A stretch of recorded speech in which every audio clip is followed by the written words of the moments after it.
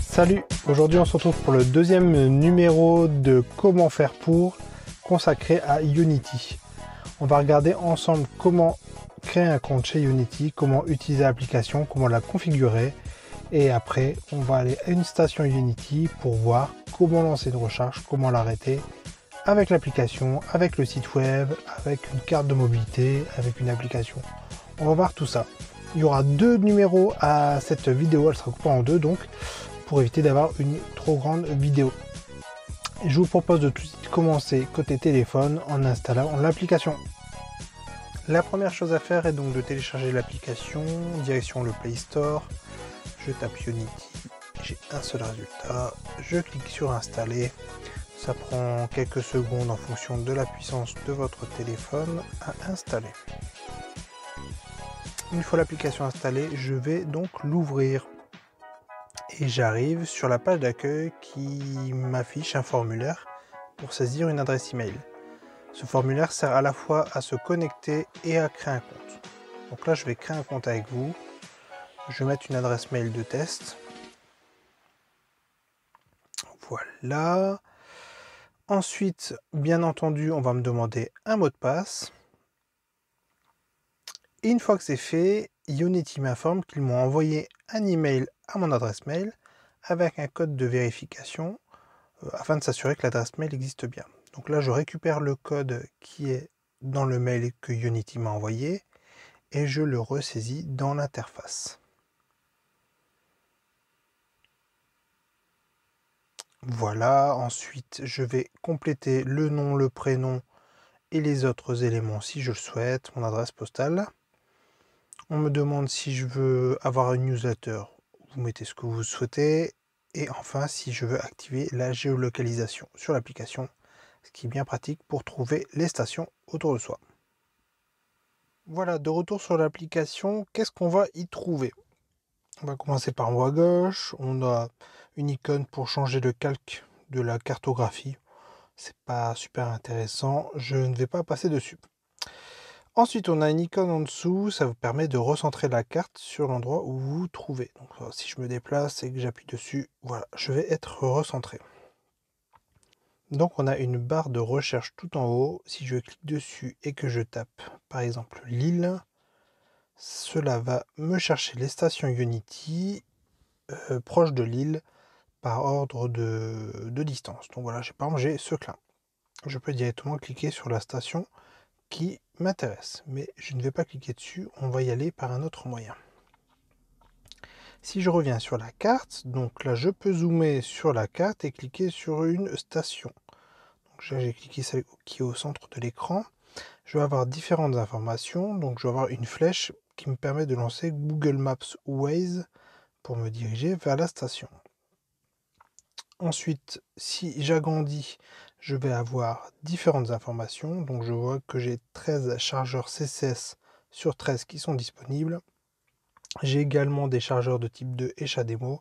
Et j'ai un bouton pour appeler l'outline. Si je reviens ici, donc j'ai un bouton sélectionner un chargeur qui va me permettre de voir plus précisément quels sont les chargeurs qui sont disponibles ou autres, et donc également de lancer la recharge via ce moyen. Bon, comme vous pouvez le voir, l'interface est clairement lente. J'ai donc tous les chargeurs qui sont disponibles. Si je clique sur un chargeur, ça va me permettre de lancer une recharge. J'ai également le prix qui s'affiche. On va revenir en arrière pour continuer sur l'interface. En bas à droite, on a un bouton qui nous permet de lancer l'appareil photo afin de flasher le QR code d'un chargeur pour lancer une recharge. On verra ça plus tard.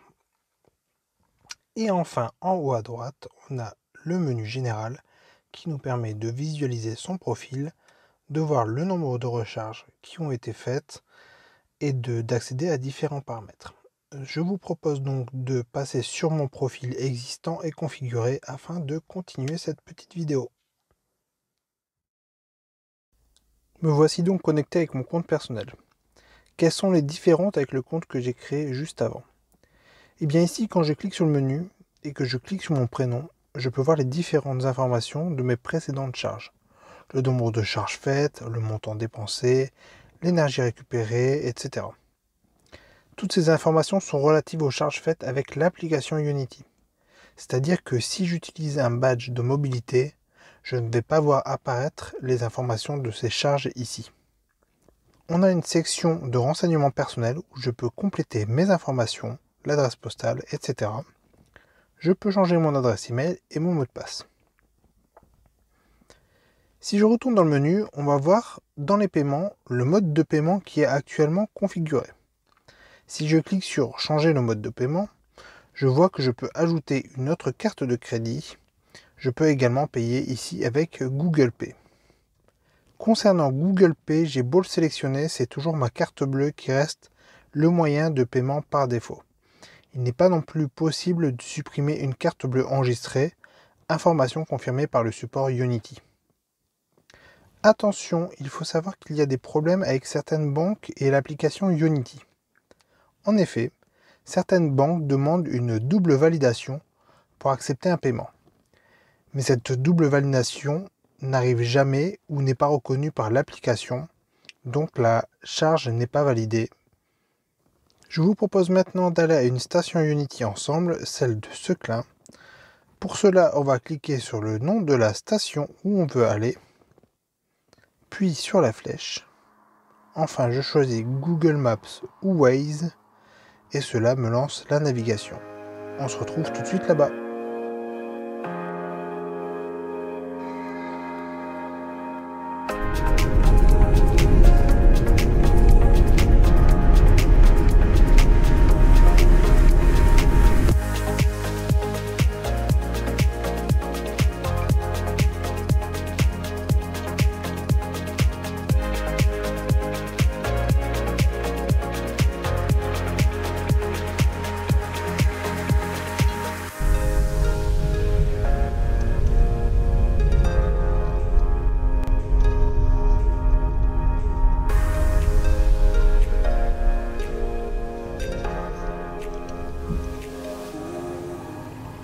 Et nous voici donc arrivés chez Unity. Je me suis garé devant une borne qui est allumée.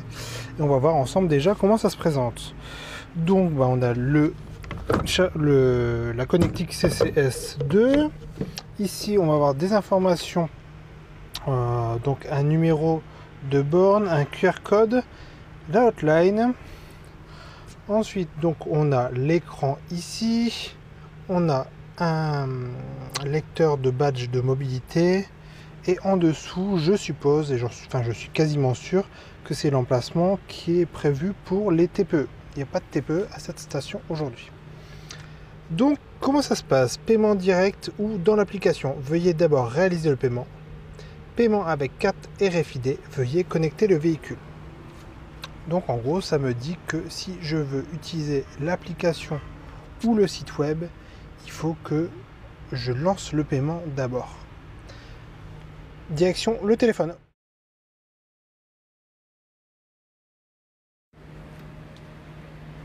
Voilà, j'ai lancé l'application sur mon téléphone ici et je vais dire que je suis donc arrivé à Seclin. Donc Seclin, on me demande de sélectionner un chargeur. Ici le chargeur c'est le numéro 9. On ne peut pas se tromper. L'application est toujours aussi lente pour charger les points de charge. Donc la numéro 9, elle est ici. J'appuie dessus. Je clique sur recharger. Je sélectionne mon moyen de paiement.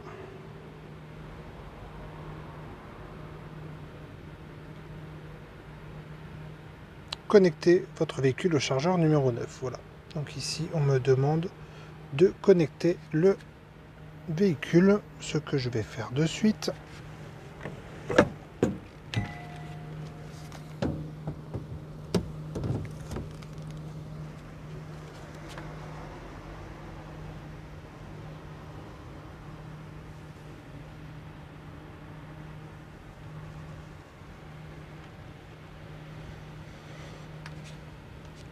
Donc là, il faut attendre que la borne communique. On entend les premiers claques. Sur l'application, on voit que c'est marqué que la connexion est en cours.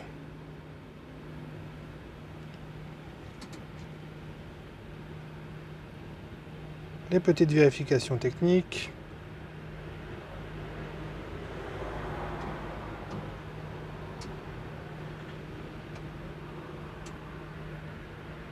Et voilà, la charge démarre. Donc, comme d'habitude avec mon Niro, ça va pas charger vite.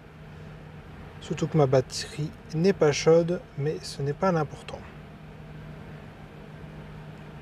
On voit que côté application, ça n'a pas changé en fait. On voit toujours qu'il est noté que c'est connecté au véhicule.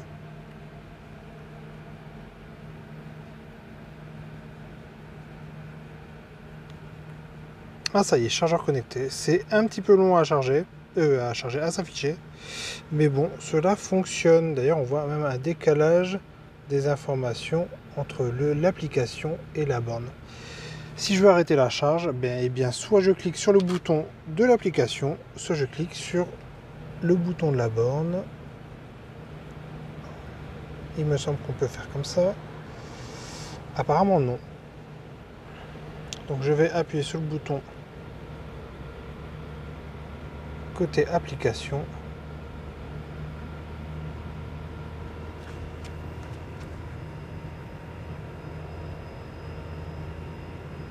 Ah oui, alors là, je pouvais toujours essayer d'appuyer. En fait, il faut slider. C'est vachement pratique.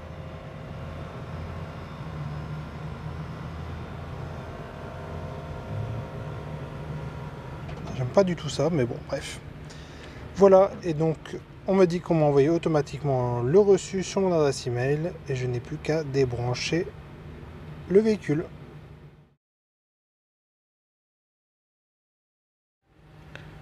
Deuxième possibilité pour lancer la recharge, c'est d'utiliser le QR code qui est ici, via l'application. Donc sur l'application, je vais cliquer sur le bouton de QR code qui va me lancer l'appareil photo.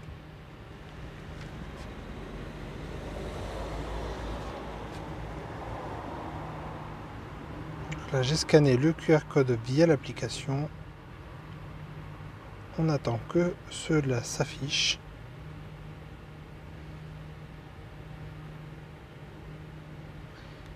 Et voilà, là on est arrivé. Cela a sectionné directement le chargeur numéro 9.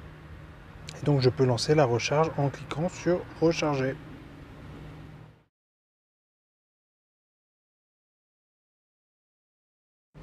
Enfin, autre possibilité, et là je regrette que ce ne soit pas écrit en français, Direct Payment Without Registration. Donc cela veut dire qu'on peut payer sans avoir l'application. Donc on peut aller directement sur l'URL qui s'affiche ici, ou alors scanner le QR code. Donc on va faire ça, on va scanner le QR code.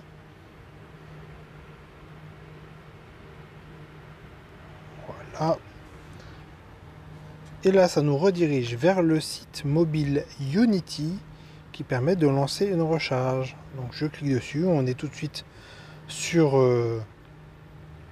le chargeur numéro 9. J'ai lu, j'accepte, je souhaite recevoir une facture, etc. Et donc là, on va renseigner quelques informations et procéder au paiement par carte.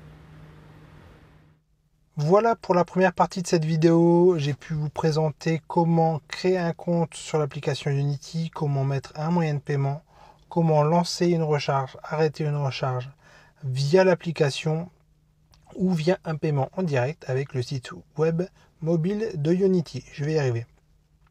Dans une deuxième partie, on va voir ensemble l'abonnement Ionity qui vous permet d'avoir un tarif de 39 centimes le kilowattheure plutôt que 59. C'est un abonnement sans engagement. Petite astuce si vous en avez besoin. Là, pour rentrer de vacances fin août, vous pouvez déclencher l'abonnement et le résilier tout de suite dans la foulée. J'ai eu confirmation par le support Ionity que ça résiliera bien donc au bout de 1 mois, puisqu'il y a 1 mois de préavis. Mais on en parlera plus en détail dans la deuxième partie de la vidéo. Toujours dans la deuxième partie de la vidéo, on verra les badges de mobilité et on verra également les applications type Bonnet ou Charge My Hyundai par exemple. Si vous n'avez pas de badge de mobilité, vous pouvez également utiliser des applications chez Ionity. Voilà, je vous dis à bientôt. On se retrouve pour la suite dans quelques jours. Ciao ciao.